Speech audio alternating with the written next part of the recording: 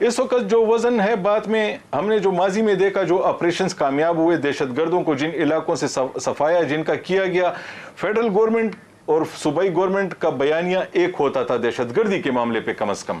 وہ مل کے لڑتے تھے، اور مل کے جب وہ صوبائی حکومت کے ادارے ان کی مدد کرتے تھے فیڈرل گورنمنٹ کی، مل ملا کے انہوں نے 3 مہینوں میں پورا سوات جو ہے وہ دہشت گردوں سے صاف کر دیا تھا، اور ان کو وہاں پہ ٹکنے کی جگہ نہیں مل رہی تھی، ایک بھی دہشت گرد وہاں نہیں رہا تھا۔ اب بھی اگر یہ ہو جائے جیسے کہ یہ بیانیے کی بات ہے، آج بھی D G I S P R کی پریس کانفرنس میں بھی یہ بات ہوئی، اور ہم پچھلے چند سالوں سے یہ فیل کر رہے ہیں کہ جو دہشت گردی کے خلاف کارروائیاں ہو رہی ہیں تو حکومت، صوبائی حکومت کا بیانیہ کچھ اور چل رہا ہو، نہیں یہ تو نہیں ہے، آپ کو کیا معلوم ہے یہ کیا ہو رہا ہے۔ اصل میں بات یہ نہیں ہے، بات یہ ہے کہ جب لوگ مر رہے ہیں، کولیٹرل ڈیمیج کی آپ نے بات کی، کولیٹرل ڈیمیج میں بھی زیادہ تر لوگ وہی مر رہے ہیں جو کہ ارد گرد ان کے وہ لوگ چھپے ہوئے ہوتے ہیں، تو یہ کولیٹرل ڈیمیج ہوگا، پھر صوبائی حکومت ان کو پیسے دیتی ہے، جا کے ان لوگوں کو کروڑ روپے فی بندہ بھی دیتی ہے، تو اس کا مطلب ہے کہ صوبائی حکومت نے اپنے آپ کو پورا ڈسٹنس کیا ہوا ہے، جس کی وجہ سے زیادہ نقصان جو ہے اس وقت ہو رہا ہے۔ تو میرے خیال میں وزن تو اس میں ہے کہ اگر دونوں طرف کا بیانیہ ایک ہو جائے تو یہ مسئلہ حل ہو جائے گا،